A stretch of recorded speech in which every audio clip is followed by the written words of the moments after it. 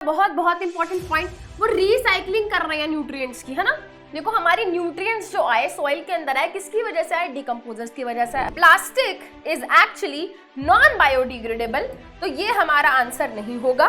Fruit पील, cake, lime juice, ये सब क्या है बेटा? ये सब चीजें डिकम्पोज हो जाती हैं।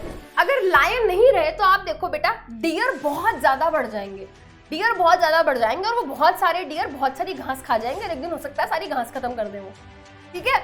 तो एक इकोसिस्टम का एक बैलेंस मेंटेन करने के लिए हर ट्रॉफिक लेवल क्या है? इंपॉर्टेंट है। ओजोन लेयर हमको हार्मफुल अल्ट्रावायलेट रेज से प्रोटेक्ट करती है, और अगर ये हार्मफुल अल्ट्रावायलेट रेज हमारी अर्थ के सरफेस पे पहुंचेंगे तो ये हमको skin cancer, sunburns, cataract, DNA damage, हमारी क्रॉप्स को डैमेज करेंगे। हेलो, हाय, नमस्ते, क्या हाल चाल? I hope everyone is doing great, everyone is fine. मेरा नाम है समृद्धि, मैं हूं आपकी biology mentor and educator, and आज के इस सेशन में हम डिस्कस करने वाले हैं NCERT questions of a very easy chapter जिसका नाम है आर एनवायरमेंट।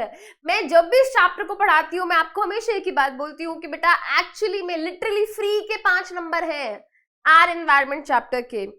क्वेश्चंस आप देखोगे ऑलमोस्ट रिपीटेटिव है, वही 10% लॉ के क्वेश्चन पूछे जाते हैं एग्जाम में। बायो मैग्निफिकेशन के क्वेश्चन आ गए, फूड चेन का कोई क्वेश्चन आ गया, दैट्स इट। यही चीजें घुमा फिरा के आती हैं एग्जाम में। जितने ज्यादा उस तरीके के क्वेश्चन प्रैक्टिस कर लोगे, मान लो कि आपका ये चैप्टर अच्छे से प्रिपेयर हो गया है, तैयार हो गया है। एंड जब बारी आती है भाई क्वेश्चन प्रैक्टिस की, तो एनसीईआरटी तो सबसे ज्यादा इंपॉर्टेंट है ही हमारे लिए। तो आज सबसे पहले हम क्या कर रहे हैं? वही कर रहे हैं, NCERT questions of chapter our environment. तो एनसीईआरटी के भाई 2 तरीके के क्वेश्चंस होते हैं हमारे, एक इंटेक्स्ट क्वेश्चंस और एक बैक एक्सरसाइज क्वेश्चंस। उन सभी क्वेश्चंस को आज डिस्कस कर देते हैं फटाफट से, ठीक है। चलो, and what I want is कि आपकी एनसीईआरटी साथ में खुली होनी चाहिए। अगर अभी एनसीईआरटी सामने नहीं रखी है तो मेक श्योर आप अपनी एनसीईआरटी लीजिए, अभी साथ के साथ अपनी एनसीईआरटी खोलिए, क्वेश्चन को साथ साथ रीड करेंगे एंड साथ साथ क्वेश्चन को आंसर करने की कोशिश करेंगे। ऐसा मान के चलो कि आपको सबसे पहले पेपर में किसी ने क्वेश्चन पेपर पकड़ा दिया है और जब तुम क्वेश्चन पढ़ते हो तो तुम्हारे दिमाग में चलना शुरू हो जाता है ना, अरे ये क्वेश्चन मुझे आता है, ये क्वेश्चन आता है, ये क्वेश्चन आता है, ये क्वेश्चन भी आता है। क्योंकि ऐसा कोई क्वेश्चन होना ही नहीं चाहिए कि जो ना आता हो। मैम ने इतनी मेहनत करके पढ़ाया है भाई, ऐसे कैसे बोल दे मैम कि बच्चों को क्वेश्चन नहीं आता? बच्चों को सारे क्वेश्चन आने चाहिए, ठीक है। तो अब जब भी तुम्हारे सामने अभी यहाँ पे क्वेश्चंस आएंगे तो बिल्कुल ऐसे ही बिहेव करना है कि तुमको कोई एग्जाम में क्वेश्चन पेपर दे दिया गया है और अब तुमको अपने दिमाग में उस क्वेश्चन का आंसर चलाना है कि भाई ये होगा इसका आंसर, ये होगा इसका आंसर, ये लिखूंगा मैं इसमें, ये एग्जाम्पल दूंगा एंड सो ऑन, ठीक है। साथ साथ क्वेश्चन सॉल्व करने की कोशिश करेंगे। तो पहला क्वेश्चन है, what are trophic levels? Give an example of a food chain and state the different trophic levels in it. कितना हलवा क्वेश्चन है भाई, पूछ रहा है कि ट्रॉफिक लेवल क्या होता है। तो किसी भी फूड चेन में किसी पर्टिकुलर ऑर्गेनिज्म की जो भी पोजीशन होती है, रैंक होती है, उसको हम बोलते हैं ट्रॉफिक लेवल। अब वो ये कह रहा है कि भाई कोई भी फूड चेन बना के दिखा दो और उस फूड चेन में आप क्या करो, उस ट्रॉफिक लेवल उसको आप मेंशन कर दो। तो यहाँ पे हमने क्या किया हुआ है, यहाँ पे हमने एक फूड चेन बना दी है। अगर यहाँ पे नहीं दिख रही है तो हम दोबारा से बना देते हैं, क्या दिक्कत है भाई। यहाँ पे हमने फूड चेन बनाई हुई है ग्रास, गोट, मैन, है ना। यहाँ पे हमने फूड चेन बनाई हुई है ग्रास, गोट एंड मैन, ठीक है। तो भाई घास को खाएगी गोट और गोट को खा लेगा आदमी, इंसान, कोई भी खा सकता है ना, एक ही बात है। तो अब यहाँ पे हमने, है ना, रैंडमली बेटा ये आप अपनी मर्जी से कोई भी फूड चेन बना के आ सकते हो, ठीक है। देखो यहाँ पे ग्रास, गोट, मैन, ठीक है, एग्जाम्पल के तौर पे लिया बेटा हमने। तो यहाँ पे ग्रास क्या है? ग्रास यहाँ पे प्रोड्यूसर है, गोट क्या है? प्राइमरी कंज्यूमर, एंड मैन क्या है? यहाँ पे सेकेंडरी कंज्यूमर। और हमारी फूड चेन यहाँ पे खत्म। कहीं यहाँ पे टाइम वेस्ट करने लगोगे, यार मैन को कौन खाएगा, लायन लिखाता हूँ, प्लीज ऐसी स्टुपिडिटी बैठ के ना करना, ठीक है। थोड़ी सेंसिबल सी बनाकर आना बेटा। ये बहुत ही रेयर केस होता है कि कोई शेर किसी आदमी को, इंसान को खा जाए, है ना, नॉर्मल फूड चेन नहीं है ये सब, ठीक है। तो यहाँ पे बेटा अगर हमें क्या करना है, अगर हमको यहाँ पे ट्रॉफिक लेवल मेंशन करने हैं तो ये हमारा ट्रॉफिक लेवल क्या हो गया? 1 हो गया। तो this is our trophic level 1, this is our trophic level 2 and this is our trophic level 3। और यहाँ पे देखो हमने कैसे मेंशन किया हुआ है, हमने यहाँ पे कैसे मेंशन किया हुआ है, ग्रास जो है वो रिप्रेजेंट कर रही है फर्स्ट ट्रॉफिक लेवल, गोट जो है रिप्रेजेंट कर रही है सेकंड ट्रॉफिक लेवल, मैन जो है वो रिप्रेजेंट कर रहा है थर्ड ट्रॉफिक लेवल। तो this is how we are going to write the answer. और स्टार्टिंग में हमने ट्रॉफिक लेवल का डेफिनेशन भी दिया है कि if in food chain transfer of food और energy take place at the various levels and these levels are known as trophic levels. ठीक है, हर पोजीशन को हम यहाँ पे क्या बोल देते हैं, ट्रॉफिक लेवल बोल देते हैं। Next question, what is the role of decomposers in the ecosystem? Ecosystem के अंदर तीन तरीके के लिविंग ऑर्गेनिजम्स होते हैं। एक होता है हमारा प्रोड्यूसर जो कि खाना बनाने का काम करता है, एक होता है कंज्यूमर जो कि दूसरे ऑर्गेनिज्म को खाता है और अपनी फूड डिमांड्स को फुलफिल करता है। तीसरे टाइप के ऑर्गेनिजम्स होते हैं decomposers. Decomposers basically saprotrophic organisms होते हैं। ये क्या करते हैं, कोई भी जो डेड एंड डिकेइंग चीज है, जैसे कि कोई प्रोड्यूसर है, प्लांट है मर गया, ग्रास है मर गई, कोई कंज्यूमर है ना, कोई ग्रास हॉपर है, फ्रॉग है, स्नेक है, लायन है, कोई भी कंज्यूमर हो, फर्क नहीं पड़ता, चाहे वो हर्बीवोर हो, कार्निवोर हो, कुछ भी हो। जब ये सब मर जाते हैं, डेड हो जाते हैं, है ना, डेड होने के बाद, मरने के बाद सड़ रहे होते हैं जब ये, तो कुछ ऑर्गेनिजम्स आते हैं जो इनकी बॉडी के ऊपर फीड करते हैं।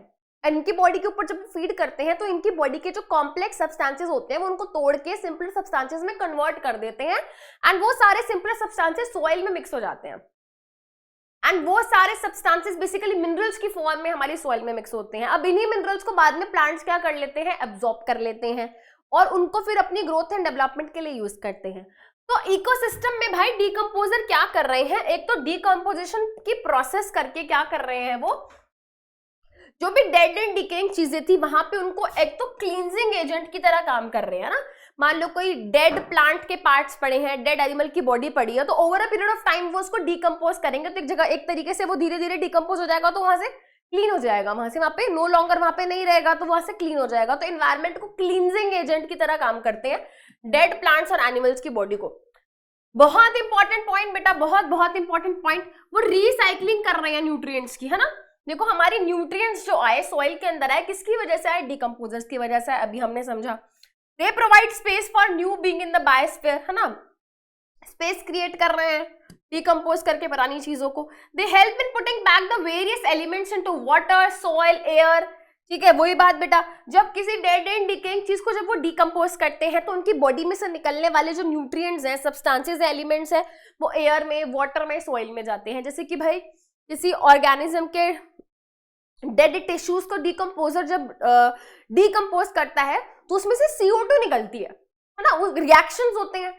अब रिएक्शन के दौरान कुछ ना कुछ गैसेस निकलती हैं, तो उसमें से एक मेजर गैस जो डिकम्पोजिशन के टाइम पे निकलती है बेटा वो कार्बन डाइऑक्साइड होती है। तो एयर में कार्बन डाइऑक्साइड रिलीज कराने में भी देखो मदद कर रहे हैं।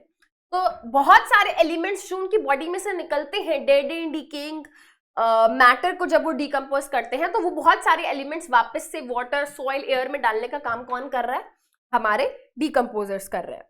Why are some substances biodegradable and some are non-biodegradable? वो कह रहा है कि ऐसा क्यों है। हमने बोल दिया कि भाई ये वेस्ट बायोडिग्रेडेबल है और ये वेस्ट नॉन बायोडिग्रेडेबल है, बट ऐसा क्यों, ऐसा क्यों है, ऐसा क्यों हम बोल रहे हैं कि भाई ये वेस्ट देखो बायोडिग्रेडेबल है, ये नॉन बायोडिग्रेडेबल है। कुछ रीजन भी तो होगा ना कि क्यों हमने प्लास्टिक को नॉन बायोडिग्रेडेबल में डाला, बताओ क्यों डाला, जल्दी जल्दी जल्दी सोचो। वेरी गुड, क्योंकि वो डिकम्पोज नहीं हो सकता। वेरी गुड, ठीक है। तो कुछ सब्सटेंसेस को बायोडिग्रेडेबल कहा गया है, कुछ सब्सटेंसेस को नॉन बायोडिग्रेडेबल क्या कहा गया है। इसके पीछे का कारण ये है कि कुछ सब्सटेंसेस जो है माइक्रो ऑर्गेनिजम्स के एक्शन की वजह से, जैसे कुछ बैक्टीरिया होते हैं, कुछ सेप्रोफाइट्स, कुछ फंगस होते हैं, वो क्या कर सकते हैं, एक स्पेसिफिक डिकम्पोजिशन की प्रोसेस के थ्रू उन सब्सटेंसेस को ब्रेक कर सकते हैं। तो जो सब्सटेंसेस ब्रेक हो जाते हैं, जैसे कि कुछ नेचुरल सब्सटेंसेस जैसे कि पेपर है, वुड है, ये सब चीजें क्या हो सकती हैं, ब्रेक डाउन हो सकती हैं by the action of micro organisms. तो जो ब्रेक हो सकते हैं वो बायोडिग्रेडेबल हो गए एंड कुछ नॉन नेचुरल थिंग्स, है ना, कुछ ऐसी चीजें, कुछ ऐसे, मैंने नॉन नेचुरल थिंग्स बोला, सॉरी, मतलब मेरे कहने का मतलब था नॉन बायोडिग्रेडेबल चीजें क्या है, कुछ चीजें जैसे कि प्लास्टिक्स, माइक्रो ऑर्गेनिजम्स जितना ही एडी चोटी का जोर लगा लें अपना, है ना, अपनी सारी एनर्जी अगर वो लगा दे तब भी वो उसको डिकम्पोज नहीं कर पाएंगे। क्यों नहीं कर पाते, क्योंकि प्लास्टिक ना कोई नेचर में स्टार्टिंग से प्रेजेंट नहीं है, जब से अर्थ बना है ऑर्गेनिजम्स है, right, but plastic is something जो ह्यूमंस ने क्रिएट किया, वो नेचर में एग्जिस्ट ही नहीं करता था। तो बैक्टीरिया के पास, फंजाई के पास उसको तोड़ने के लिए एंजाइम्स है ही नहीं, समझ रहे हो। तुम उसको ब्रेक नहीं कर सकते, तो जो ब्रेक नहीं हो पाएगा वो क्या हो गए, नॉन बायोडिग्रेडेबल। इसलिए कुछ चीजें बायोडिग्रेडेबल है, कुछ नॉन बायोडिग्रेडेबल, ठीक है। Give any two ways in which biodegradable substance would affect the environment. भाई देखो, हम तो हमेशा बोलते रहते हैं बायोडिग्रेडेबल वेस्ट तो इको फ्रेंडली होता है, इको फ्रेंडली होता है, इससे हम मैन्योर बना सकते हैं, है ना, खाद वगैरह बन जाती है और ये डिकम्पोज हो सकता है, इन्वायरमेंट फ्रेंडली होता है। बट क्या उससे भी कुछ दिक्कत हो सकती है? भाई बिल्कुल हो सकती है ना, बिल्कुल हो सकती है। अगर आप गीला कूड़ा कहीं डाल के छोड़ दो, मान लो उसके अंदर क्या है, वेजिटेबल पील्स है, फ्रूट पील्स है, अब आप देखो वो ऐसे पड़े होंगे वो साइड में, उससे बैड स्मेल आएगी ना, बैड ओडोर आएगी। कई बार वहां पे बहुत सारे इंसेक्ट्स, एनिमल्स क्या करते हैं, वहां पे आ जाते हैं, बाद में फिर उन एनिमल्स, उन इंसेक्ट्स की वजह से बीमारियां फैलती हैं। तो बिल्कुल बायोडिग्रेडेबल वेस्ट से भी क्या हो सकती हैं, कुछ प्रॉब्लम्स क्रिएट हो सकती हैं, ठीक है। ये भी इन्वायरमेंट को अफेक्ट करते हैं, जैसे कि यहाँ पे हम देखेंगे। ओके, यहाँ पे तो पॉजिटिव चीजों के बारे में पूछा है। ओके, मुझे लगा यहाँ पे नेगेटिव चीजों के बारे में पूछ रहे हैं, बट यहाँ पे पॉजिटिव चीज यहाँ पे मेंशन नहीं किया था, तो मैं अपने दिमाग के हिसाब से सोच रही थी। देखो बेटा, देखो मैंने आपको डिसएडवांटेजेस बता दी ना, बैड स्मेल और ये सब। अगर एडवांटेजेस पूछेंगे तो यहाँ पे इन्होंने बताया हुआ है, they keep the environment clean as they are easily decomposed, है ना। तो इसकी वजह से हमारी एनवायरमेंट पे बहुत ज्यादा गंदा नेगेटिव इम्पैक्ट नहीं पड़ता, ऐसा यहाँ पे कहा जा रहा है कि ये हमारी इन्वायरमेंट में जल्दी से क्लीन हो जाते हैं बिकॉज ये इजीली डिकम्पोज हो सकते हैं। They can easily go through geochemical cycle with the help of decomposers. Again, ये जो वेस्ट मटेरियल होता है, जब ये डिकम्पोज होता है तो इनके अंदर से कुछ केमिकल सब्सटेंसेस निकलते हैं, जो कि अगेन वापस हमारे अर्थ में जो साइकिल्स चल रही हैं, जैसे कि भाई कार्बन साइकिल है, फॉस्फोरस साइकिल है, नाइट्रोजन साइकिल है, इन सब साइकिल्स को चलाने में भी क्या करते हैं, ये मदद करते हैं। तो जियोकेमिकल साइकिल्स चलती रहती हैं।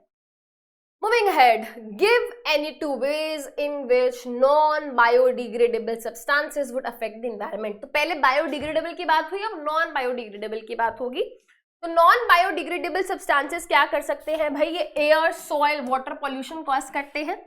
They may cause biomagnification in the food chain and result in end of human। क्या मतलब है इसका? बहुत सारे सब्सटेंसेस ऐसे होते हैं हमारे एनवायरनमेंट में जो नॉन बायोडिग्रेडेबल हैं, यानी कि डीकम्पोजर्स उनको ब्रेक डाउन नहीं कर पाते, उनको डीकम्पोज नहीं कर पाते। और ये तो समझ आ गया पहला पॉइंट, तो कि भाई पॉल्यूशन होता है। दूसरा पॉइंट क्या है? दूसरा पॉइंट ये है कि भाई याद करो, हमने डीडीटी, इंसेक्टिसाइड्स, पेस्टिसाइड्स, ये सब केमिकल सब्सटेंसेस है जो कि क्या है, नॉन बायोडिग्रेडेबल है। और अगर ये हमारी फूड चेन के अंदर एंटर कर गए तो ये क्या होते हैं, over a period of time, जैसे जैसे हमारी फूड चेन आगे बढ़ती है तो इनका क्या होता है, इनका बायोमैग्निफिकेशन होता है। जैसे जैसे आगे हम बढ़ेंगे, फूड चेन में हायर ट्रॉफिक लेवल पे जाएंगे, इनका कंसंट्रेशन बढ़ता जाएगा और ये ह्यूमन की बॉडी में एक्यूमुलेट होंगे और ये बीमारियां और ऑर्गन्स को डैमेज कॉज कर सकते हैं।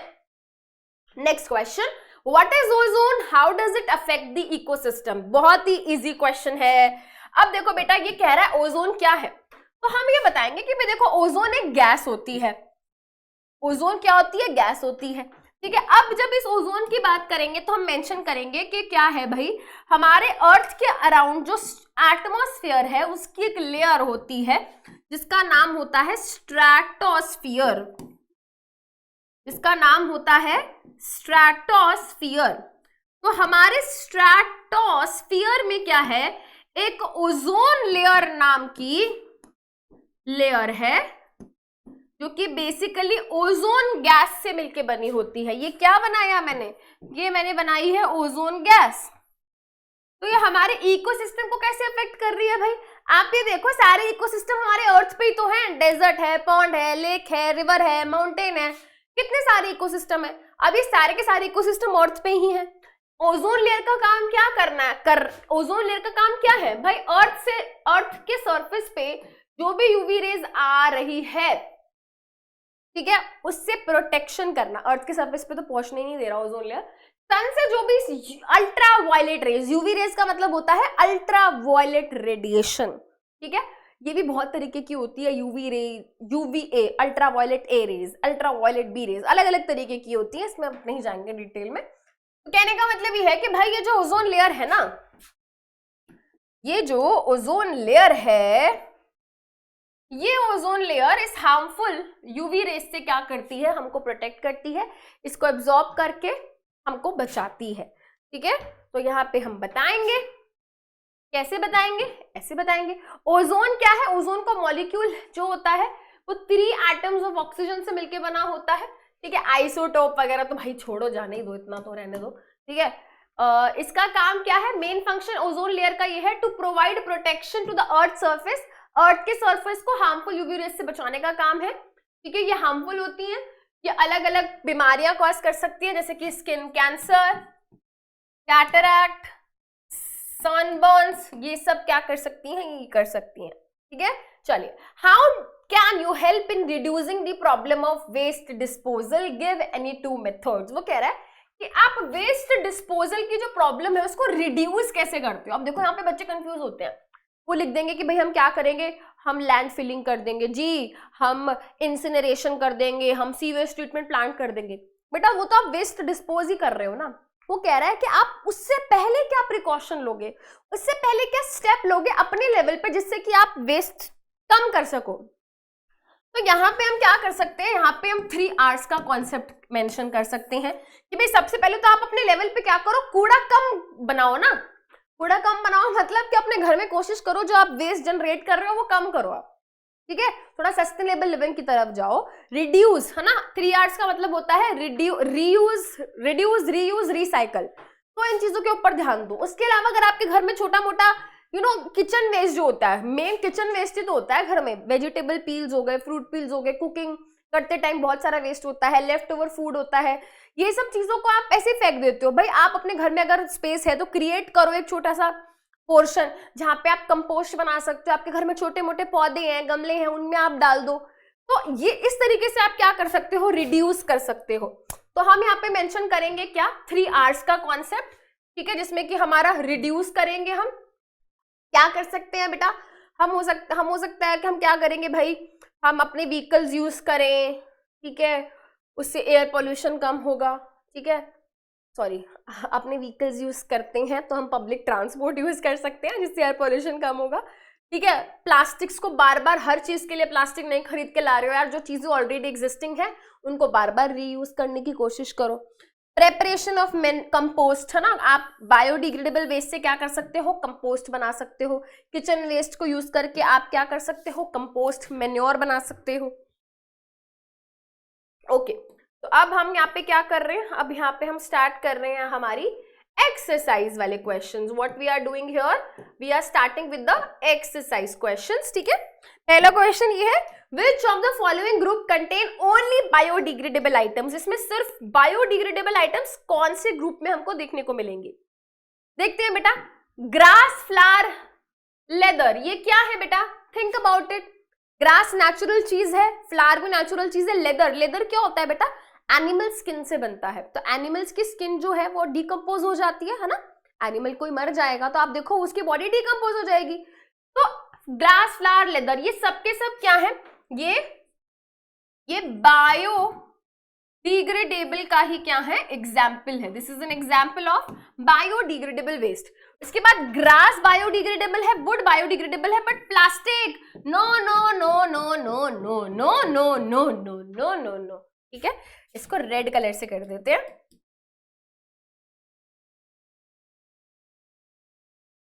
So plastic is actually non-biodegradable, तो ये हमारा आंसर नहीं होगा। फ्रूट पील, केक, लाइम जूस, ये सब क्या है बेटा, ये सब चीजें डिकम्पोज हो जाती हैं, ऐसा कुछ नहीं है। बैक्टीरिया केक भी खा जाता है ना। लाइम जूस बेसिकली नेचुरल सी चीज है। फ्रूट पील्स ये सब क्या है, बायोडिग्रेडेबल है। केक, वुड, ग्रास, ये भी क्या है बेटा, सब डिकम्पोज हो जाता है, तो ये भी क्या है, बायोडिग्रेडेबल है। तो यहाँ पे ऑप्शन ए, सी और डी, ये तीनों की तीनों क्या है, बायोडिग्रेडेबल सब्सटेंसेस हैं। तो यहाँ पे हमने मेंशन कर दिया ए, सी एंड डी क्या है, बायोडिग्रेडेबल सब्सटेंसेस हैं। चलिए next question, which of the following constitute a food chain. इसमें से कौन से ग्रुप ऑफ ऑर्गेनिजम्स को मिला के हम फूड चेन बना सकते हैं। Grass, wheat, mango. अरे भाई व्हीट भी प्लांट है यानी कि प्रोड्यूसर, मैंगो भी प्लांट है यानी कि प्रोड्यूसर। एक ही फूड चेन में दो प्रोड्यूसर कैसे हो गए, अरे ग्रास भी तो प्रोड्यूसर है, इससे फूड चेन नहीं बन पाएगी। No no no no no no. ठीक है, उसके बाद देखते हैं ये grass goat human, very good, grass को गोट खाएगी, गोट को ह्यूमन खाएगा। ये बन गई हमारी फर्स्ट क्लास मस्त सी एकदम फूड चेन। गोट काउ एलिफेंट, भाई गोट और काउ दोनों ही हर्बीवोर हैं, और एलिफेंट क्या प्रोड्यूसर ही नहीं है फूड चेन में, सबके सब कंज्यूमर है? नो। ग्रास फिश गोट, अच्छा जी अच्छा जी, अब आप ही डिसाइड कर लो भाई, फिश गोट को खाएगी या गोट फिश को खाएगी। ठीक है बेटा, ये एक प्रॉपर फूड चेन नहीं बनती दिख रही है हमें, तो आंसर यहाँ पे हमारा क्या हो जाएगा? Option B, option B. Next question, which of the following are environment friendly practice, इसमें से कौन सी प्रैक्टिस क्या है, अच्छी प्रैक्टिस है, एनवायरमेंट के लिए फायदेमंद है, एनवायरमेंट फ्रेंडली है ना? Carrying cloth bags to purchase while in shopping, in while shopping, है ना? तो यहाँ पे क्या कह रहा है कि भाई मार्केट हम जाते हैं तो भाई वहां से हम इतने भर भर के प्लास्टिक के थैले ले आते हैं, अगर हमारे घर पे पुराने कपड़े होंगे उनके थैले बना लो, उनको ले जाओ, ठीक है, और उनमें सामान रख के ले आओ। मैम बट वो कूल नहीं लगता ना, बट एनवायरमेंट के लिए अच्छा नहीं है ना, बट फिर भी बेटा इतनी प्लास्टिक यूज करना, ठीक है, तो ये एनवायरमेंट फ्रेंडली प्रैक्टिस है।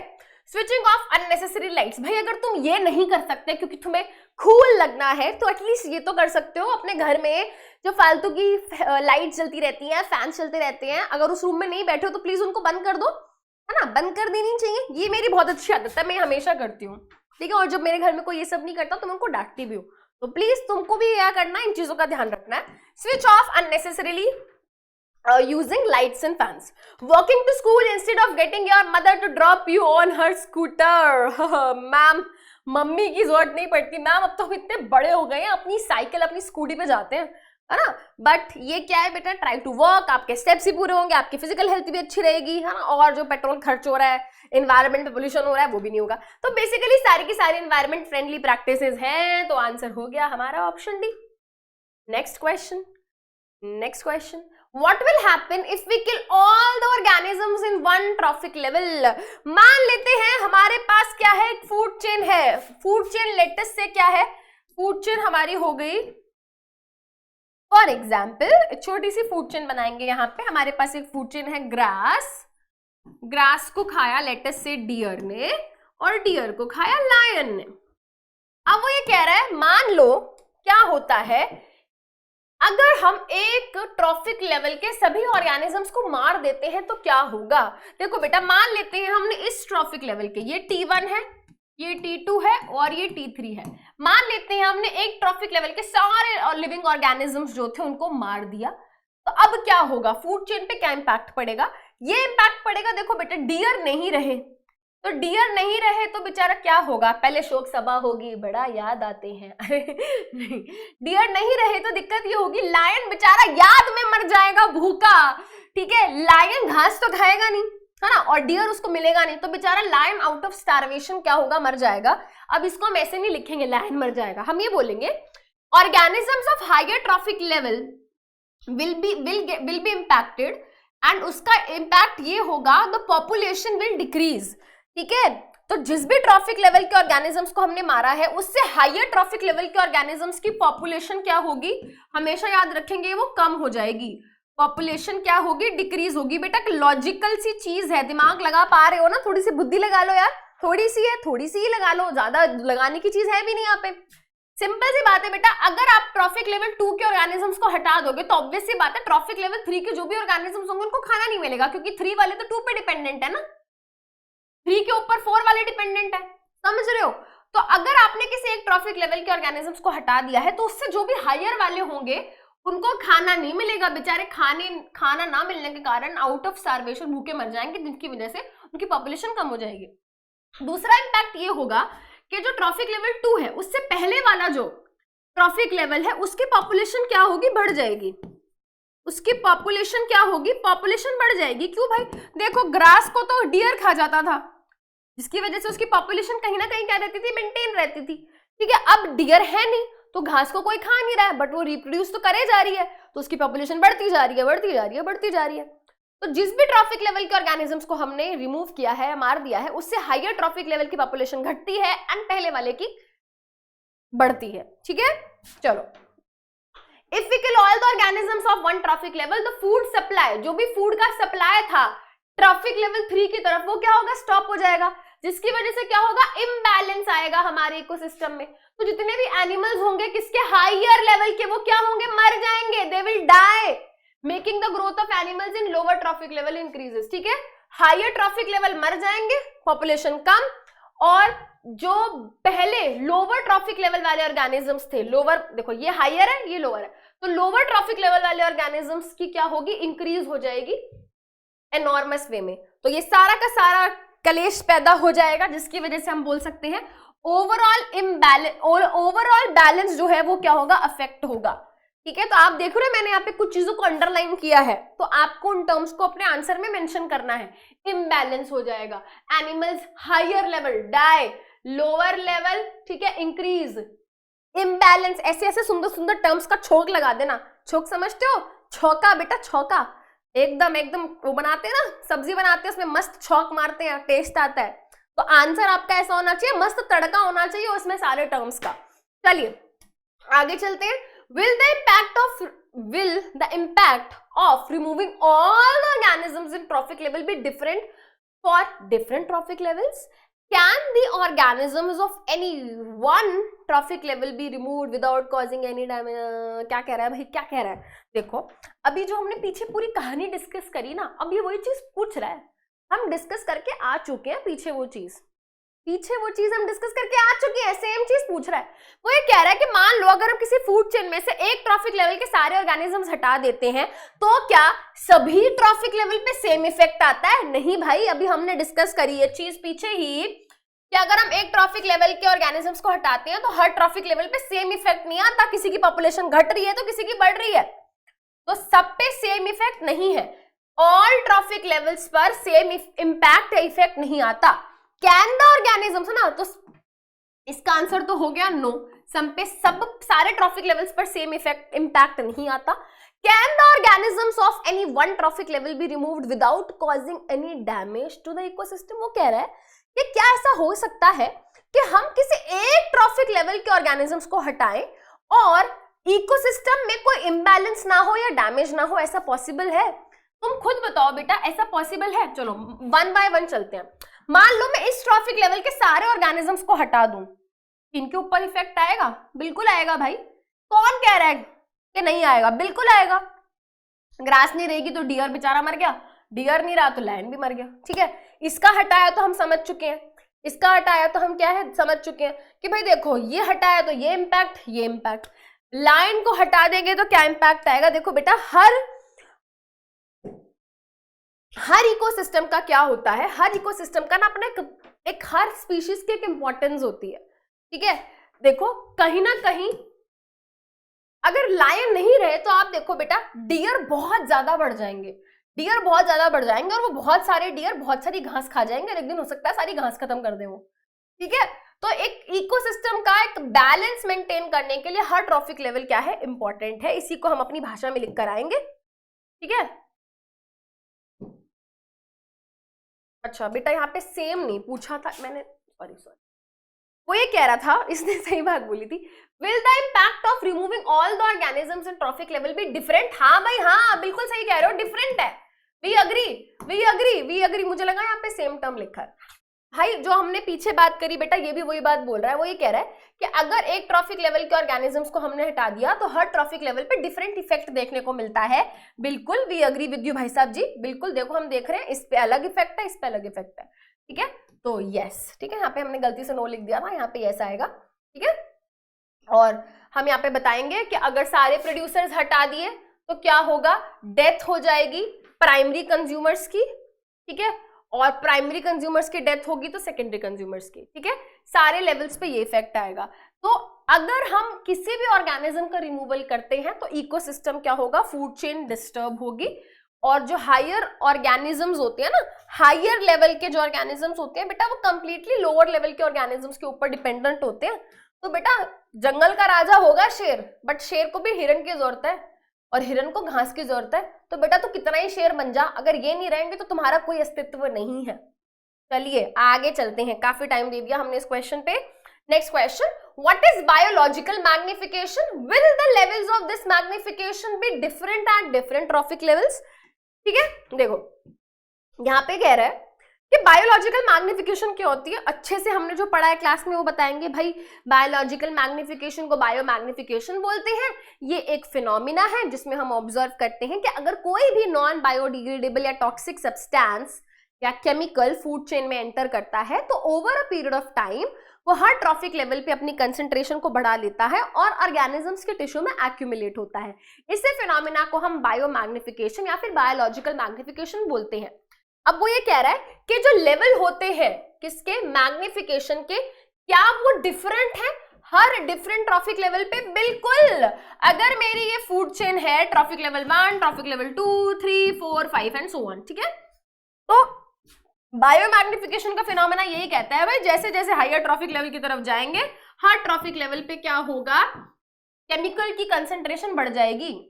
सबसे ज्यादा कंसंट्रेशन हायर ट्रॉफिक लेवल पे मिलती है, तो सबसे ज्यादा केमिकल्स हमको हाईएस्ट ट्रॉफिक लेवल पे मिलेंगे। और हम सभी को पता है बेटा most of the food chain में जो मैन है, जो ह्यूमन बीइंग है, वो सबसे ऊपर है, क्योंकि ह्यूमन बीइंग को कोई नहीं खाता, ठीक है, कोई नहीं खाता है ना, नॉर्मल इंसान कौन खाता है यार दूसरे इंसान को, ठीक है। तो सबसे ज्यादा इंपैक्ट एक्चुअली ह्यूमन बीइंग के ऊपर ही आ रहा है, क्योंकि ह्यूमन बीइंग फिशेस भी खा रहा है, फिशेस को खाता है ना, ह्यूमन बीइंग प्लांट्स को भी खाते हैं, हर चीज खाते हैं इंसान तो। और ऑलमोस्ट आजकल हर चीज में केमिकल आ गया यार, वो सारा केमिकल हमारे अंदर आ रहा है, ठीक है। चलो जी, यही चीज हमने आप पे डिफाइन कर दी। प्रोग्रेसिवली इंक्रीज होता है कंसंट्रेशन किसका, बायोडिग्रेडेबल वेस्ट का, और क्योंकि वो इंक्रीज होता है इसलिए हर ट्रॉफिक लेवल पे क्या है, अलग अलग लेवल में कंसंट्रेशन में पाया जाता है, वैरी करती है कंसंट्रेशन, फर्स्ट लेवल पे सबसे कम और हाईएस्ट लेवल पे सबसे ज्यादा। What are the problems caused by non biodegradable waste that we generate? Non biodegradable waste से क्या प्रॉब्लम्स होती है भाई? पॉल्यूशन होता है, ठीक है। सबसे पहली प्रॉब्लम ये है कि माइक्रो ऑर्गेनिजम्स इनको डीकंपोज नहीं कर पाते, ठीक है, और अगर ये बहुत ज्यादा क्वांटिटी में है तो इनकी डंपिंग मतलब इनको कहाँ आप डिस्पोज ऑफ कर रहे हो, कहाँ छोड़ रहे हो, कैसे आप इसके साथ डील कर रहे हो, वो एक क्या है, एक बहुत बड़ी प्रॉब्लम है। नॉन बायोडिग्रेडेबल वेस्ट जैसे कि कुछ हैवी मेटल्स वगैरह हो गए है ना, हैवी मेटल्स है, इंसेक्टिसाइड्स है, पेस्टिसाइड्स है, ये नॉन बायोडिग्रेडेबल है, डिकम्पोज नहीं हो पाते, फूड चेन में घुसेंगे और क्या होगा बेटा, अपर ट्रॉफिक लेवल्स की बॉडी के अंदर एक्यूमुलेट होंगे। उसके अलावा बेटा ये बहुत सारे वेस्ट सब्सटेंसेस, आपको पता है फर्टिलाइजर्स केमिकल सब्सटेंस होते हैं, अंडरग्राउंड वाटर में, आसपास के रिवर्स में, पॉन्ड्स में पहुंच जाते हैं और वहां पे जाके वो एक्वाटिक लाइफ को डिस्टर्ब करते हैं। ये केमिकल सब्सटेंसेस, ये फर्टिलाइजर, इंसेक्टिसाइड्स, पेस्टिसाइड्स, ये हमारी सॉइल की फर्टिलिटी को क्या करते हैं, मतलब फर्टिलिटी खराब करते हैं, सॉइल इनफर्टाइल कर देते हैं, वो पीएच ऑफ सॉइल को खराब कर देते हैं। तो ये कुछ पॉइंट्स हैं जो हम लिख सकते हैं कि भाई नॉन बायोडिग्रेडेबल वेस्ट कैसे इंपैक्ट करता है। अगर पेपर में क्वेश्चन आया और आपको समझ नहीं आ रहा क्या है, तो यार अपने हिसाब से 2-3 एग्जाम्पल सोचना नॉन बायोडिग्रेडेबल वेस्ट के, जैसे कि भाई प्लास्टिक याद आ गया तुमको, इंसेक्टिसाइड, पेस्टिसाइड याद आ गए, तो इनसे क्या प्रॉब्लम्स हो सकती हैं वो रिलेट करके उसका नाम लिखकर और वो चीज वहां पर लिख देना, ठीक है। चलिए जी नेक्स्ट क्वेश्चन देखते हैं। If all the waste we generate is biodegradable will this have no impact on the environment? अगर हम मान लें कि जो भी वेस्ट हम बनाते हैं वो सारा का सारा वेस्ट बायोडिग्रेडेबल है, तो इसका क्या कोई इम्पैक्ट नहीं होगा हमारे एनवायरमेंट पे? तो बायोडिग्रेडेबल वेस्ट जो होता है वो डीकंपोज हो सकता है किससे, माइक्रो ऑर्गेनिज्म की एक्शन से, ठीक है, ठीक है, जो कि बाद में क्या होता है, सारा सॉइल में आ जाता है। सॉइल में आने के बाद में जो प्रोड्यूसर्स प्लांट्स होते हैं उसको as a raw material use करते हैं। बट कुछ प्रॉब्लम्स हैं, जैसे कि जो डीकंपोजिशन की प्रोसेस होती है वो बहुत फास्ट नहीं है कि भाई आज वेस्ट पड़ा है और कल गायब, no, it's a slow process, gradual process, 1 महीना, 2 महीना, 3 महीना, 4-4, 5-5 महीने भी लग जाते हैं चीजों को डीकंपोज होने में, ठीक है। तो ये प्रोसेस स्लो होती है, तब तक क्या होती है बेटा, उसमें से ऑफुल गंदी स्मेल आती है यार, ठीक है। और कई बारी जब ह्यूमंस बीइंग्स इनको इनहेल करते हैं तो ये हार्मफुल भी हो सकती है, ठीक है। एंड जहां पे इनको डंप किया जाता है वहां पे बहुत सारे हार्मफुल माइक्रो ऑर्गेनिजम्स ग्रो होते हैं, वहां पे वो ब्रीड करने लगते हैं ना, मक्खी मच्छर आने लग गए भाई, वो वहां पे अपने अंडे देंगे, फिर वो अंडे देंगे तो और अपनी पॉपुलेशन बढ़ाएंगे, फिर वो इंसेक्ट्स बीमारियां फैलाएंगे, ठीक है, तो ये हार्मफुल हो सकते हैं। उसके अलावा बेटा increase in the number of aquatic organisms में result in the depletion of oxygen. अब देखो बेटा ये वाला जो पॉइंट है ना, शायद से आप ये रिलेट ना कर पाओ, होता क्या है बेटा, कई बारी क्या होता है, बहुत सारे केमिकल सब्सटेंसेस हमारी वाटर बॉडीज के अंदर एक्यूमुलेट हो जाते हैं, जिसकी वजह से क्या होता है, बहुत सारे बैक्टीरिया और एल्गी हम बोल सकते हैं वहां पे ग्रो करने लगते हैं। एंड वो क्या करते हैं बेटा, वो वहां के आसपास की ऑक्सीजन को डिप्लीट कर देते हैं, खराब कर देते हैं। जैसे हमको ऑक्सीजन चाहिए भाई, उनको भी चाहिए, तो वो क्या करते हैं बेटा, उस चीज को सारा यूटिलाइज करने लगते हैं, जिसकी वजह से एक्चुअली के अंदर की जो फिशेज वगैरह होती है उनको ऑक्सीजन नहीं मिल पाती, क्योंकि वो डिजोल्व ऑक्सीजन के ऊपर डिपेंडेंट होती हैं। ठीक है, चलो, why is the damage to ozone layer a cause of concern? भाई अगर ओजोन लेयर को डैमेज हो रहा है तो क्यों टेंशन लेनी यार, चिल रहो। नहीं बेटा, नहीं चिल रह सकते, डैमेज हो रहा है तो वो कॉज ऑफ कंसर्न क्यों है? इसीलिए कॉज ऑफ कंसर्न है क्योंकि ओजोन लेयर हमको हार्मफुल अल्ट्रावायलेट रेज से प्रोटेक्ट करती है, और अगर ये हार्मफुल अल्ट्रावायलेट रेज हमारी अर्थ के सरफेस पे पहुंचेंगे तो ये हमको skin cancer, sunburns, cataract, DNA damage, हमारी क्रॉप्स को डैमेज करेंगे। ठीक है, ये इसलिए कॉज ऑफ कंसर्न है, क्या स्टेप्स लिए गए हैं?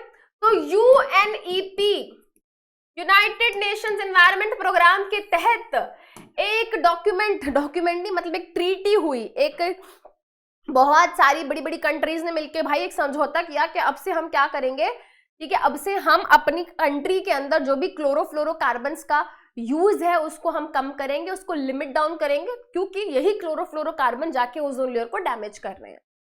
ठीक है, तो यहाँ पे हम बता देंगे, ठीक है, पूरा हमने बता दिया बेटा, क्लोरोफ्लोरोकार्बन्स की वजह से होता है, डैमेज करता है, फोटोसिंथेसिस इम्पैक्ट करेगा, तो ऑब्वियस सी बात है यार, प्रोडक्टिविटी, क्रॉप यील्ड कम होगी, है ना। और जो आखिरी की मैं बात कर रही थी, यूएनईपी के तहत क्या किया गया, फ्रीज या लिमिट किया गया क्लोरोफ्लोरोकार्बन के यूज को। ठीक है, दैट्स ऑल फॉर टुडे यार, बहुत इजी चैप्टर है, ठीक है, बहुत इजी चैप्टर है। मैं ये चाहती हूँ बेटा कि एटलीस्ट, हाँ मैं तो ये चाहती हूँ कि तुम्हारे कहीं मार्क्स कटे ही ना, टीचर तो ऑब्वियसली ये चाहेगा, बट एटलीस्ट इस चैप्टर में तो मत कटवाना यार, बेइज्जती मत कराना यार। बायोडिग्रेडेबल, नॉन बायोडिग्रेडेबल में कौन मार्क्स कटवाता है यार, फूड चेन में कौन मार्क्स कटवाता है? ठीक है, यहाँ पे मैंने एक चीज जो नोटिस करी, एनसीईआरटी ने गलती ये करी है कि आपको एक भी क्वेश्चन 10% लॉ का नहीं दिया है। बायो मैग्निफिकेशन के फिर भी क्वेश्चन थे यहाँ पे, 10% लॉ का एनसीईआरटी में कोई क्वेश्चन नहीं है, बट ट्रस्ट में आपको क्वेश्चन पेपर में जरूर एक क्वेश्चन देखने को मिलेगा आपके बोर्ड एग्जाम में। उसको हमने अच्छे से प्रैक्टिस किया है क्लास में, ठीक है, आपको भी अच्छे से प्रैक्टिस करना है, एंड आपको अपने आंसर राइटिंग पे ध्यान देना है। आप देख चुके हो कैसे क्वेश्चंस दिए हुए एनसीईआरटी में, एंड आप देख चुके हो कैसे आंसर करना है। अब जाओ पढ़ाई करो, ठीक है। चलिए बेटा, आज का सेशन हम यहीं खत्म करते हैं, अब हम मिलेंगे नेक्स्ट सेशन में, तब तक के लिए अपना ख्याल रखिए, बाय बाय।